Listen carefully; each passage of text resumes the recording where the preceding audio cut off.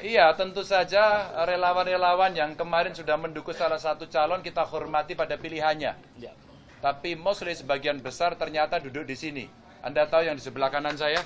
Ya. Ini dulu kita berjuang bareng ya. Saya kira di sebelah kiri saya sama. Ini wajah-wajah lama yang beberapa periode pemilihan pilpres dulu bareng. Termasuk dengan saya, termasuk dengan Mas Bas. Jadi kita orang-orang tim suksesnya Pak Jokowi waktu itu. Sehingga saya hakul yakin sebagian besar akan ke sini. Kalau sebagian kecil ada yang ke sana tentu kami sangat menghormati. Karena itulah demokrasi. Ya. Nggak apa-apa.